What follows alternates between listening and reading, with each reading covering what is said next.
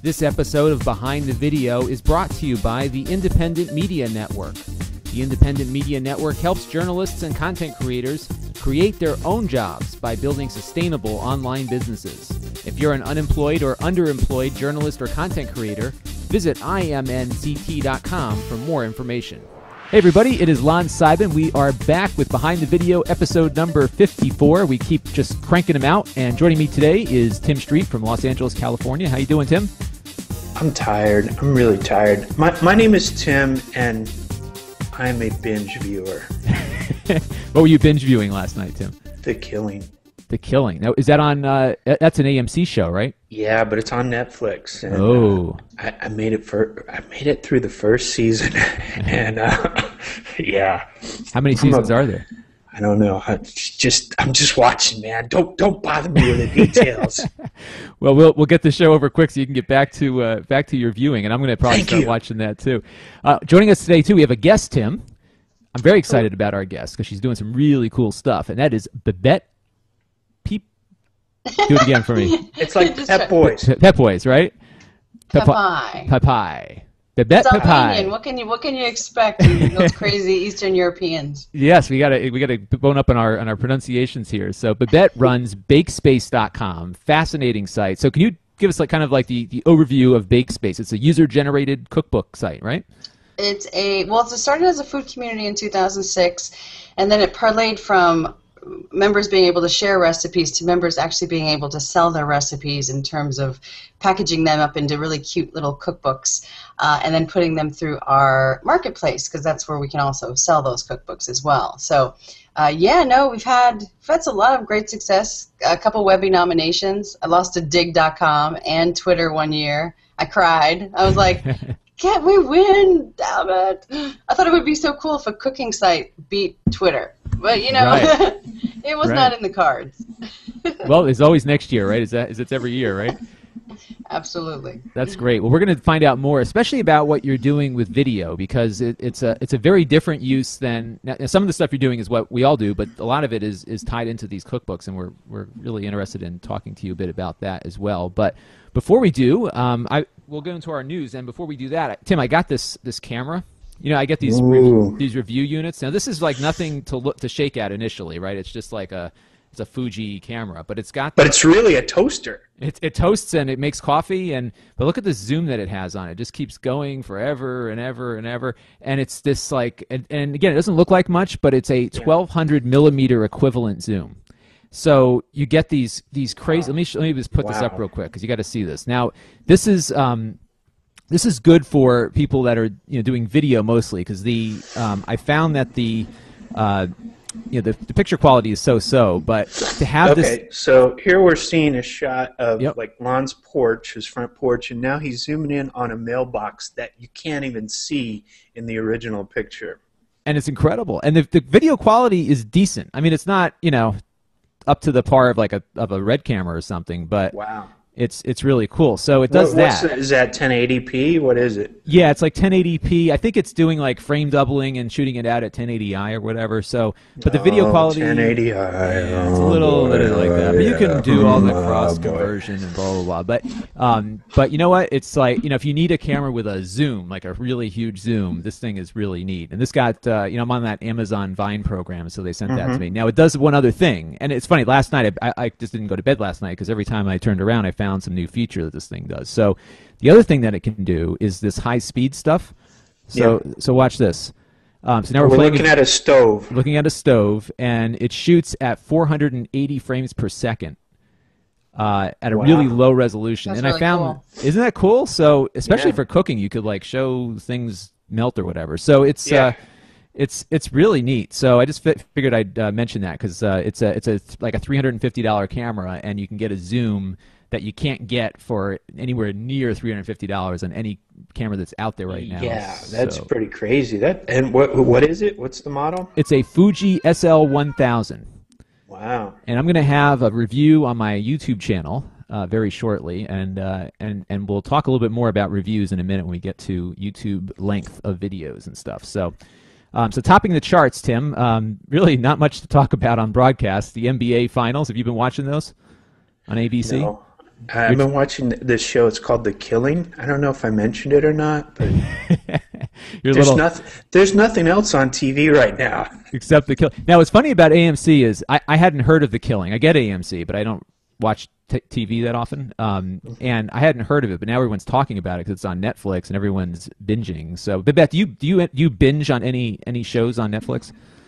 Oh, on Netflix, I love when I find, like, I'll get to the last episode of something, and I will have not watched the entire season, like Games of Thrones or whatever the heck that's called. That's Tim's. Don't mention that one because that'll get Tim going. Everyone's like, you gotta watch. I have not seen one episode, okay? So at the end, I'm like, maybe I should go back to Netflix and actually watch from the beginning. And I have a cat that has a cold, so if you hear something in the background, like sneezing or whatever, I hope it doesn't sound too loud. That's okay. It's fine. Crazy weird animal, but no, I think I really love the show How I Met Your Mother, so I went back and started watching from the beginning just to kind of see like the entire evolution of the story and things like that if I want to dive deeper into what did I miss or to actually see the whole series together, I'll do that. And Netflix, sometimes I'll watch a movie. I have a really hard time watching a movie because I feel like I should be doing something else, so I get kind of like, when I sit down and watch a movie, it's really my time. I don't want to think about work or anything like that. So it is good to have a little bit of a distraction. But you guys have to give me some recommendations. Have I told you about The Killing? I will look that up tonight. Yeah, this is the thing. I'm not going to sleep tonight because every time Tim suggests the show, I end up watching it. So I'm still like trying to get through Arrested Development, Tim. So this is well, stay on that, man, because it's it's a happier kind of thing. The Killing's like it's a little dark. So you got to have one like offset the other. So watch an episode of The Killing and then do 2 of the Arrested Development. How I Met Your Mother's pretty good show too. That's I love fun. The funny thing is it's mindless entertainment. I love that Barney character. That's my biggest thing. And I'm like, why am I attracted to that character out of all the ones? Because you love Doogie Howser and the Bad Boys. Maybe. I think I love seeing him as like a crazy guy. He did go from this sweet, innocent child to like an incredibly manipulative person. And on a related topic to all this, by the way, is that the Apple TV is getting even more useful for binge watching, Tim. Have you heard about what happened with Apple TV over the week? Please do tell. Well, what happened is they have added HBO Go to the main menu there. So and ESPN. And ESPN. Now, is that live ESPN, Tim? I think it is, but you have to authenticate. I'm not like... I heard about it. I'm like, yeah, there may be clips and stuff like that, but if you want ESPN, you have to already be a cable subscriber. Right, and with HBO also. So, and I did the HBO activation, so you've got to go in, and it's kind of very similar to a Netflix thing where you got to load it up and then hit the button and do all that kind of stuff. So I found like the secret menu for my cable company, so I got a really good deal on HBO, by the way. So. I'm slowly returning to being a cable subscriber, so we'll see. Babette, it's so sad. Speaking of HBO, James Gandolfini died. Horrible. It's just like his son went to Camp Red, so it's like there's a lot of the kids at Camp Red are sad, feeling bad for the kid. But he was so young. I was really surprised. Really young. He was very young, very unexpected, and I would imagine there's a lot of Sopranos binge watching going on this weekend too as a result of that. But so I haven't watched The Sopranos in a while, and I was like starting to watch some clips on YouTube and stuff. So really sad story, but you can watch it all on your Apple TV now. So we'll see what else they do. Problem with the Apple TV now, Tim, is that it's getting like the menu is getting really busy, and they've added some overseas channels that I can't get anyhow, but they're still on my main menu, and I guess you could probably get rid of them, but I'm not sure how to do that. So I just hope we can figure out a way to get some independent channels on there too. That would be neat. And I think we just lost my video. All right, so box office. Tim, did you go see any movies this weekend, or were you trapped inside doing binging on The Killing? I did manage to make it to the movies. I saw this really, really, really great movie not to take your children to. Unless you want to like mess them up for life. It's called This Is the End. Ooh, what's that about? Yeah, it's basically like one of those. How do you say it? Did you see American Pie? Yes. This makes American Pie look like a Disney film. Oh my gosh! So they're pushing the envelope. Yeah, this one really, really, really pushes the envelope. If you're a teenage boy that's 17 years old, you will absolutely love this movie. It is so funny from a kind of a freshman sophomoric kind of view. Gotcha. So I will have to see that. You know, my problem is I have a newborn. She's 7 weeks old on Tuesday. Yeah. Don't take her to see this. Yeah. I can't even get out of the house. Thank you. Which means I can never leave the house. So you know, if at least for a little while. So if you do sneak out, this would be a good one to go see by yourself. Yeah, because I can't watch this one on video because she'll be in the house. So, Babette, have you checked out any movies? What's your latest? You know, favorite? I just saw the Star Trek movie in 3D and IMAX. Oh, and wow. I took my dad, and my dad, I have never seen a movie with my father. Now, understand, I am above the age of a 14-year-old boy. You know, the demographic from the last movie. Right. But I had never seen a movie with my father, and I had taken him to this, and it was like seeing a child. You know, his hands were on his chin, and he was looking, you know, with his little glasses on for the 3D, and it was absolutely adorable. The movie, you know, I thought it was okay, but my brother, I have a 19-year-old brother, and he's like, oh, you don't understand. This is like, this puts it all together, and this is a genius or whatever. And I'm like, I just don't get it. I just think it's an interesting movie. It was very pretty. Too much relationship talk, and that's it. I thought it would be much more like, I don't know. Action, less soap opera. Well, it's funny among Star Trek fans, and I am a casual fan, so I'm more than like your usual citizen, but less than some of the people that go to conventions. But there's like often a lot of complaints about the soap opera episodes, the ones where they focus primarily on the relationships between characters and stuff, and less on whatever the mission was that they're going on. So it's kind of like they're kind of integrating a lot of what Star Trek was into this new thing, and it's been interesting. My mother and I have this tradition. So when I was in first grade 30 years ago, my mother picked me up from school early to go see Return of the Jedi. So for all that's a good mom. Isn't that a great mom? Because she knew how much I loved it, so she came and got me, and it was funny because I remember like being so excited that morning because all the morning talk shows were showing clips of it and everything. So what I've been doing as a tradition with my mom is every time one of those new Star Wars movies comes out, good or bad, we go and see it together on opening night. So we'll be doing that for the next one, also directed by J.J. Abrams. Shouldn't you like get out of work and just go like for the early show? I should do that. Yeah. I should totally do that. I think we'll do that when it comes out. Be less of a line and probably less people in costume though, so it makes it a little bit less interesting. So now the box office this weekend, Monsters University. I didn't even realize this was coming out because I've been living in a tunnel apparently, or under a rock. Monsters University from Pixar Disney is open this week on 4,000 screens. Curtis, this is by the way from Nikki Fink at Deadline Hollywood. Tim, she's writing these again, so I guess they're resolved their differences. Maybe they just borrowed her name. Maybe she's more of a trade like those like the wrestlers, right? They're all like copyright of the WWE. So Monsters University opened this weekend, $126.5 million internationally since Friday. Big money, big money. World War Z, apparently a surprise at number 2. These are the zombies that run fast and swarm versus the ones that just kind of wander around. International cume is not known yet, but $66 million in the United States for the weekend, which is good. Man of Steel holding on, $209 million domestically, which is a very good amount of bucks coming in for the Superman reboot. And This Is the End, which was your pick, Tim. This is week 2, and it actually moved up the charts a little bit. So they are at number 4, $57 million so far for this weekend. And actually, that's overall. And then Now You See Me, which has been hanging out for a while, still at number 5, and it's brought in almost $100 million since its release. So that is pretty good stuff. So moving on, some more charts here. YouTube.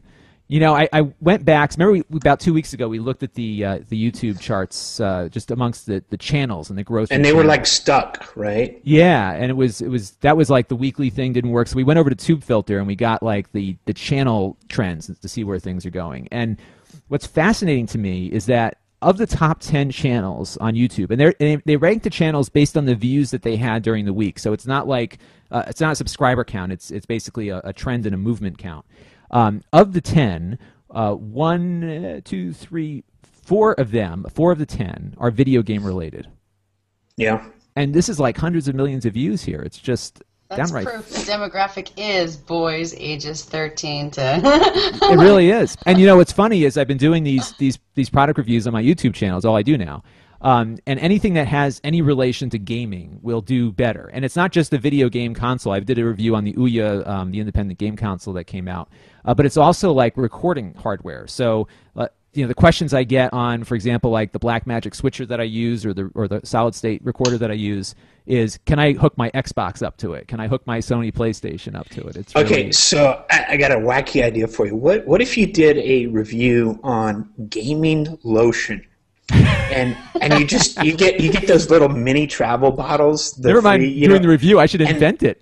Yeah, thumb butter. Thumb butter. Yeah, thumb butter. There you go. So you relabel it thumb butter, right? Yeah. And you do a review on thumb butter, and they're like $15 a bottle. Wait. I think we should do a Kickstarter campaign to help us build the company. you just got to take the little travel size bottles, and you just relabel them thumb butter. Oh my gosh, and do a review on it and see how many of them you see. Video game thumb butter. Well, I'm going to look at that. The other thing I might try, as you know, Tim, my day job is the family's glove business, and this will sound inappropriate, but it really isn't. We sell these little things called finger cots. They're these little they look like, I hate to say, they look like condoms, but they're for your fingers, and they're used for piecework and that kind of thing. I'm gonna try to market those as a video game playing device. Yeah, that'd be great. You should just do that. Great idea. I should give that a shot. So that's thumb socks. Thumb socks, exactly, and they're disposable, which means they'll go through millions of them. I'll make a fortune here. Now, Babette, what's out there for cooking? Is there a big cooking and baking community on YouTube? Obviously they're not as big as the gamers, but tell me about that. Absolutely. There's a ton of people who are doing videos for cooking. In fact, I saw this one crazy, I don't know. This reminds me, I'm producing content for the wrong demographic on YouTube. I'm producing the right content for the Google Plus community. That's why we're using Hangouts.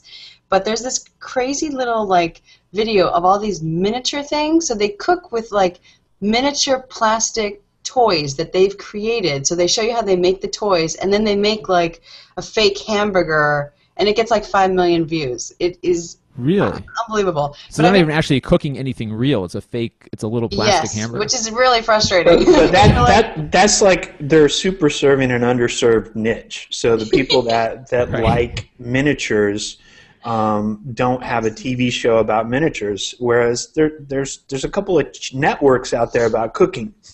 No, absolutely. No, I mean, All Recipes has a great channel, Food Wishes. Average Betty, who is a food blogger we know, she produces a whole bunch of stuff. And when I first reached out to her, I said, because I'd known her for a while, she spoke at our conference and was a good friend, and I'm like, hey, why are we have 500,000 people on Google Plus. Why is that not translating over to YouTube? And she said, oh, your demographic isn't boys ages 14 to whatever, or girls ages da da da da. Maybe I should do recipes for gaming. You should snacks or food for makeup. Food for makeup. Food for makeup, because the makeup channels are huge. They do really well. Yeah, makeup does really well. Every time I'm going to a party that's 1920s themed or whatever, I actually go to YouTube and I just Google or not Google, but I search how do I make the eye makeup that looks like that time period. So no, I think it's amazing. There's tons of data. There's pretty much a video for everyone. It's just I'm not sure how. I don't know if it's the suggested user list or how these shows are actually growing. I don't know. If you guys know, let me know. I think it's different for everyone, and I found, again, get back to my product reviews, is that I focused my channel after looking at the data to see what was working, and my dog was doing okay, but people liked the reviews of stuff I was buying and playing with, and I found that for me, because people aren't coming to watch me, they're coming to watch that product. They want to see that, so it's all search driven, and a lot of it is video recommendations within YouTube. So they're watching, the big IGN or whatever review, and then mine's popping up as a suggested one to follow next. Now, do you tag or do you go to those popular videos and do you figure out how they tagged or how they use their titles and then create Do you change your title to match those so that it comes up as suggested user, or what's your game? My game? Well, it depends on what it is. And most of the time, I try to include everything in the title that I'm talking about. So, in the case of the Ouya, I say Ouya review, and then I talk about the things that I'm doing with it in the title. Because that way, if someone's searching for that, it'll pop up. And typically, so here's my tip, guys. Sure. Next time you're titling your show, go to Google Keyword Tool. It's a free tool on AdWords. Type in the thing that you want to do. Look at the suggestions, and then pick the suggestion that has the highest monthly searches and also has the highest competition. Because I assume that you're putting advertising on your show as well. And so you don't want to have a high search term with no competition for advertising dollars. That is a good tip.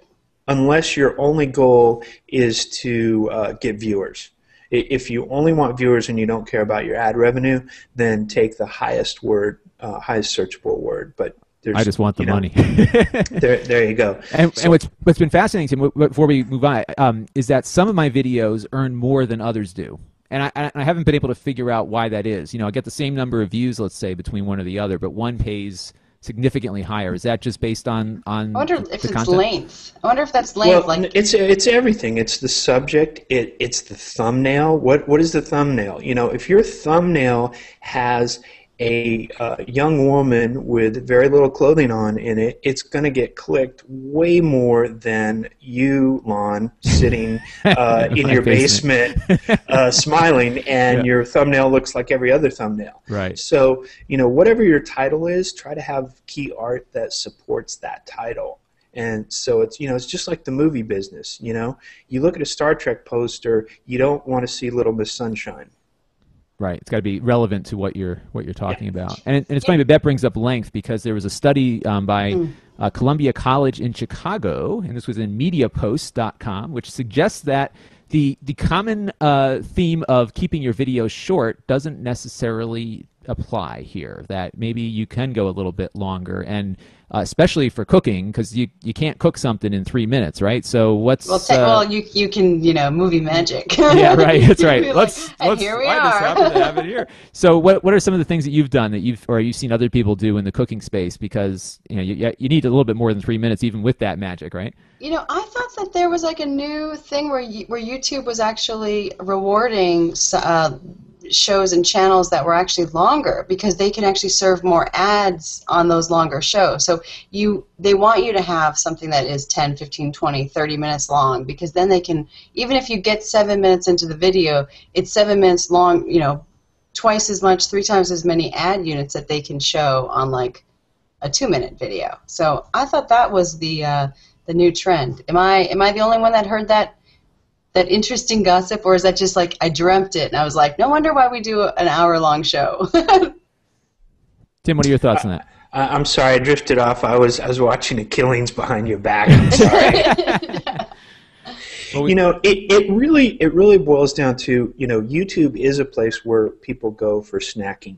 Netflix is a place where people go for meals. So it really depends on what your audience's goals are and how you develop that audience, how you condition your audience.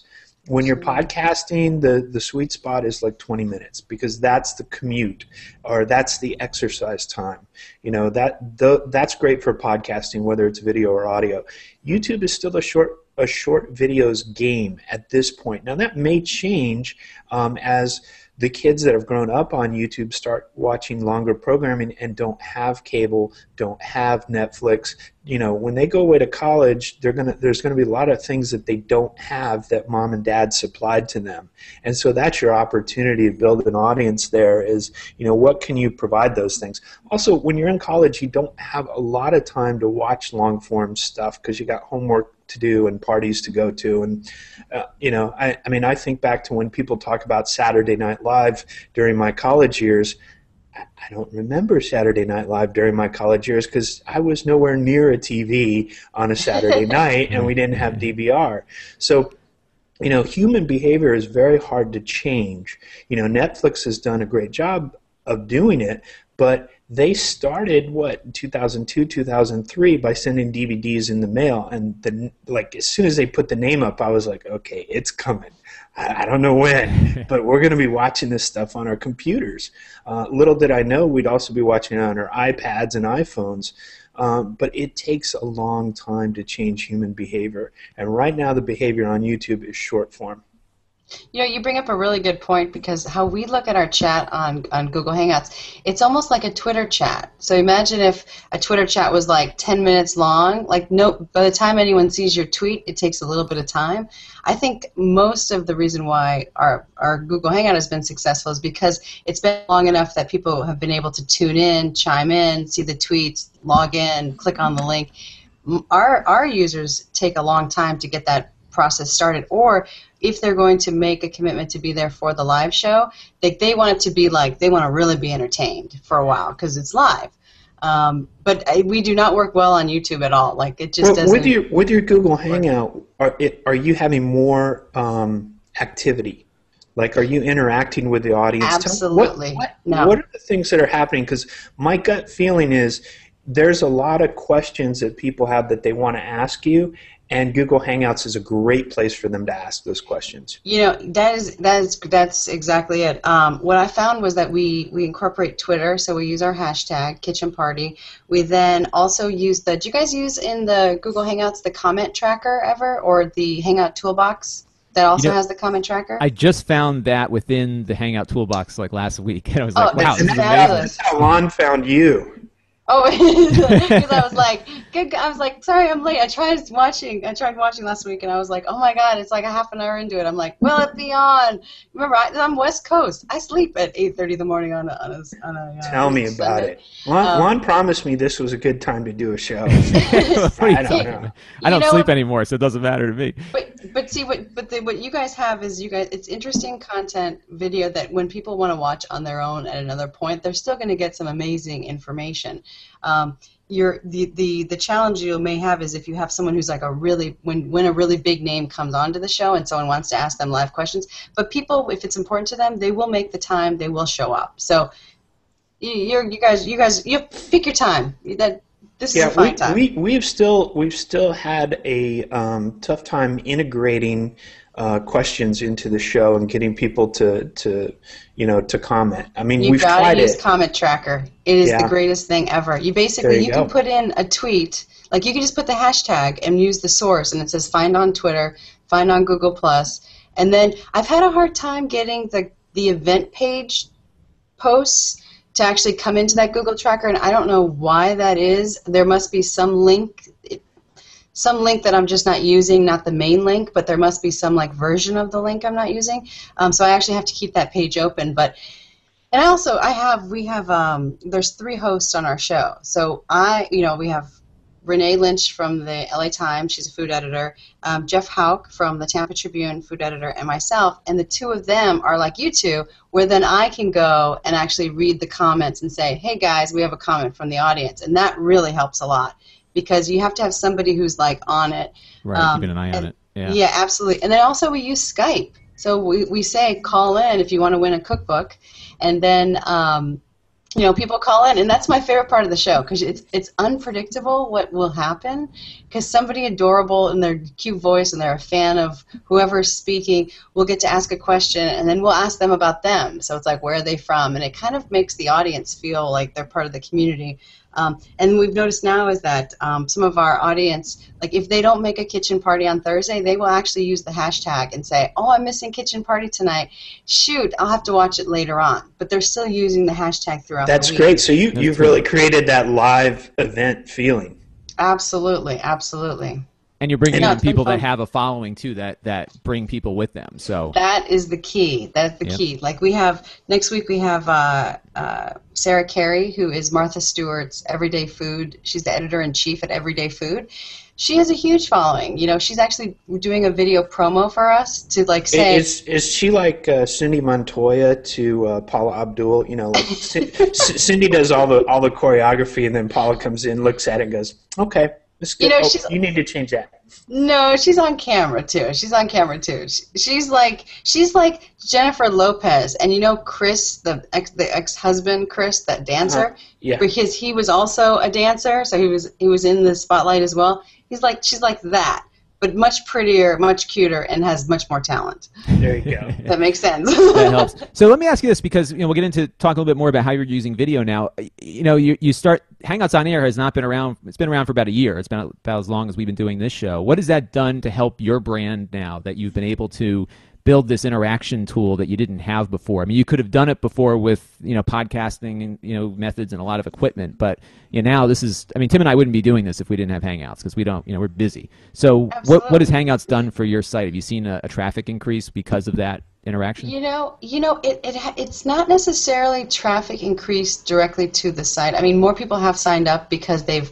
Every single week I'm like, this chat is sponsored by BakeSpace.com and Cookbook Cafe. I've been able to get some branding in, but what it's done is it's made the community on Twitter and on Facebook and on Google Plus know about us, and that's been a really big jump for us, because then when I tweet something to somebody or I'm using the Kitchen Party hashtag, it just has more credibility. It's really interesting, and it also allows me to see what's happening in the food community almost in real time.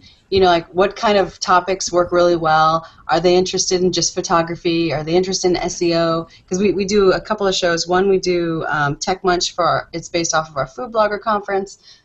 That's kind of like more drilled down into a topic. We do Kitchen Party every Thursday. That's like one person in food that we love, we bring on, and we just kind of drink a lot, and you see us progressively get a little intoxicated as we're having a good time. And then we do a Cookbook Cafe show, which is we get an author from our platform, we talk to them about their cookbook, and then I take that video and put it into their cookbook for them, so that anyone downloading their cookbook looks at it and goes, oh, now I see how this was made. Like, this is really a person. I can feel comfortable buying this cookbook from this user. That's interesting. And let's talk about the cookbook thing now, because that's Tim and I often talk about getting the cash register attached to what you're producing, because most people are producing stuff and giving it away for free. You found a neat angle here where you can. So on BakeSpace, I can make a cookbook. Yeah. And I wouldn't, because I can't make anything work in the oven or anywhere else. Barbecue, I'm able to work with. But, you could crowdsource that and get your friends to submit their favorite barbecue recipe for your cookbook. You just give them a link, and you can actually publish that. So that could be like your cookbook, but and then your friends become marketers, and then they go out and actually promote it. And you see how this works? Yes, you got my gears turning now. So now I can integrate video into my cookbook as well. Absolutely. You can make a cookbook as both a web-based ebook, just so everyone knows, and an iPad app. It actually lives within our Cookbook Cafe iPad app. Think of it as like an app store within an app store. Each cookbook is sort of like a mini app within the platform. Absolutely. You can add video to the cookbook itself, and then each recipe can have video too. So if you did 10 of your favorite cupcake recipes, you can have pictures of you making the cupcakes and then taking video. You can upload your Vine video. What's interesting that we found, though, is that brands have been using it to promote their movie trailers and their TV shows. About that. Absolutely. We worked with Disney recently. We did their new Tinkerbell film. So they wanted to reach. The key now is it's not necessarily about promoting the content to people who are moviegoers. It's about promoting the content for women who do this. So most of the time, if you have a large demographic of females on your community, that's the right demographic for that brand. While that's not a cooking brand, it really makes sense for us to kind of reach them. So what we did was we're actually working on our third cookbook now with them, but our first two cookbooks, first one was Tinkerbell recipes that had a trailer of the movie saying, coming out on DVD on this date, come check it out. The second cookbook was a crowdsourced cookbook where they gave their cookbook link to their fans on Facebook and said, help us make our cookbook. So now all their fans check out the cookbook, and they're like, I have a recipe. I want to be included in this cookbook. They upload a recipe, and now all of a sudden when the cookbook gets published, all their fans become marketers for the brand and go out there and say, come and check out my recipe in the Tinkerbell cookbook. And then the third one we're doing is Air Bud, which I guess do you guys? I don't have children, so I'm like I remember this from like the 80s, I think. Yeah, or 90s. Yeah, I think it's 90s Air Bud. He's making a comeback. Yeah, he's making a comeback. Supposedly he just keeps going and going and going. This dog just never goes away. But they're doing a new movie, and so we're doing 2 cookbooks with them. I think one with doggy treats, and then the second one with movie snacks. So the idea was the doggy treats is really interesting, but not a lot of people are going to actually submit. But by doing movie snacks, it allows anyone to submit, and then it gets into their, sort of, I don't know, their thought process of, oh, movie snacks, I should get Air Bud to watch movie snacks with my family, and you see how this works? So that's my new line now. You see how that works? When Showtime comes to you to do the Dexter cookbook, I can do that. You see how this works for Halloween? we did There Will Be Blood. You know that? Do you remember that movie? I Drink Your Milkshake was the famous line with Daniel Day-Lewis. Nope, don't remember it. Nope. Okay, that is on your Netflix. Don't want to talk about it on Netflix. It has the best soundtrack I've ever heard in a movie in my entire life. Like, you could just turn off the movie and just listen to the soundtrack, and you'd be like, wow, this is intense. But we did milkshake recipes. And what was really fun, we did it in the character's voice, which was, it's totally not, it was about oil. It had nothing to do with milkshakes. It just was one famous line that everyone was knowing at the time. And all of a sudden, all these papers started writing about it. So paid media became earned media. So now, all of a sudden, Chicago Tribune, Washington Post, they're having a good time promoting. It was fun. It was. I love. Those are the things I love. I worked in television for 12 years before, so I feel like my background and my people. I'm like, I know what they need. Right, and that's a really good point, because it's the mainstream media, so to speak, still has a huge amount of eyeballs, and the difference now is that you can start an independent project that's attractive and complementary to what they need right now, because they have no money or resources, which then strengthens your brand, and you're the boss now, right? So it's a whole much more fun. The thing to really keep in mind when you're thinking about this from a long-term business play is that television still has all the eyeballs, and those eyeballs are old eyeballs. They are all the baby boomers are where TV viewing, or who is viewing TV, and they have the majority. They have 70% of the disposable income right now, whereas kids are the ones that are consuming all the new media on all the new devices in huge numbers, but they don't have the money. Right. And that shift is going to happen. So if you're in this for the long term, you need to start building your brand on these new devices so that they appeal to the youngsters, who will soon take over that spot within the next 10 to 15 years. And it goes quick. It goes quick. Wait a minute. 10 to 15 years, I'm going to be on an island in a hammock with a Mai Tai. Right. Because your business from the iPad, right? Because you built your business for those youngsters, and they just keep sending you checks and Mai Tais. Right. So there's a convergence point, and and before we close out, there's a really relevant thing here, is that my reviews get, and especially the longer ones, get viewed by a lot of these kids because they have $300 to spend on a camera, and they want to make sure it's the right one. And one review, the kid's like is asking me, hey, can you show me the menus? And I said, well, which ones? He's like, show me everything. I want to see exactly how this thing works inside and out. So I did it for him, and that video actually did as well as the original, because people, there's a real a long decision-making process to get there. So, wow, we've had a great show here, and we are just pretty much out of time here. So we'll talk about internships and how to stay out of the IRS's ire next week. We've been pushing that topic along, but free labor is non-existent. So just that's what we'll talk about next week. But unless you're YouTube, right? You get people to make videos for you for free. Exactly, and pay them 25 cents a month, and you're or nothing. Right? If they don't click the monetize button, they get nothing out of it. So, well, Babette, thank you so much for joining us. Bake Space is an awesome site, and I'm going to be looking at some cookbooks because I need to enhance my skills for the family dinners that I will be having once my daughter starts eating food. So we'll definitely check that out. Anything else you want to add? Where can people find Bake Space? Yes. That would be great. So bakespace.com is where we are. Bakespace is our Twitter handle. On YouTube, we are Bakespace TV is our channel. So come by. I actually just redesigned our channels. I did it a little bit differently. Before I was doing it by show, and now I'm doing it by theme. So it's like chef, celebrity chef interviews, cookbook authors. I'm going to try that and see if that kind of appeals to a little bit of a different audience. I'm not sure. And then also on Google+, we're bakespace.com. And where else are we? We're on Pinterest, Bakespace. Anywhere you go, usually if you just type in Bakespace, you will find us.